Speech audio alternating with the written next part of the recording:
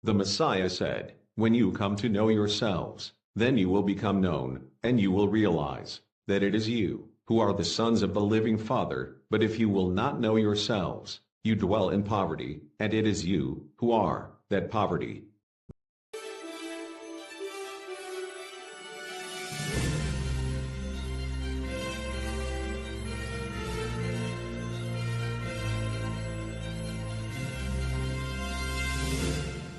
Mm.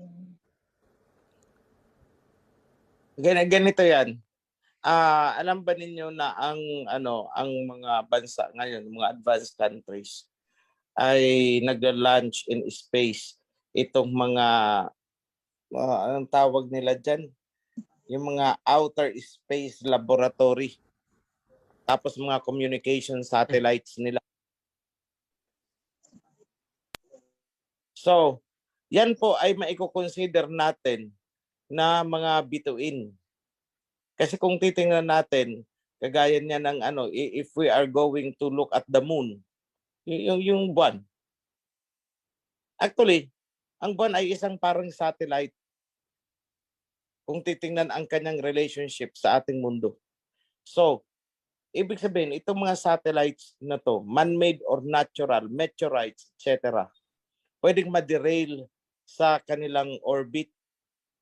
Well, actually, itong mga fragments, marami kasi tayong mga fragments, mga rocks sa space na lulutang-lutang.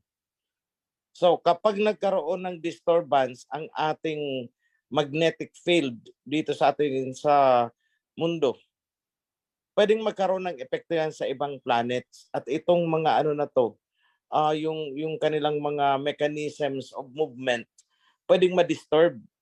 At pag na-disturb yan, pwedeng dito sa atin yan magbagsakan. Yun po ang sinasabi na mga stars will fall.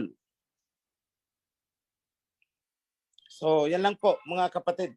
So, pag nagkaroon ng missile, isipin nyo na lang kung mga ilang missile sabay-sabay na pumutok, yanig talaga ang mundo. So, there is even a danger na mawala tayo sa orbit ayon sa isang scientist. So, if that happens, we will encounter itong mga rocks na ito na paikot-ikot sa outer space at yan ay mahulog sa atin. So yan ang nakikita kong posibleng meaning, dalawa. Communication satellites, magbabagsakan, ibig sabihin hindi nagagana. Or meteorites, mga astray rocks na pwedeng ma-disturb.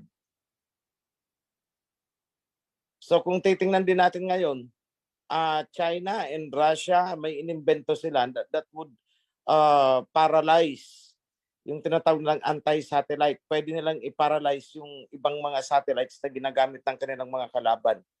So what will happen? Magbabagsakan yan kasi mawawalan niya ng control. So 1970s, naalala ko yung Skylab noon. So yung mga medyo may pag-iisip na noong 1970s, maybe you have heard tungkol sa Skylab na bumagsak. Grabe ang takot ng mga tao noon. Ngayon, hindi lang iisa ang Skylab, marami na yan. So, yan lang po mga kapatid.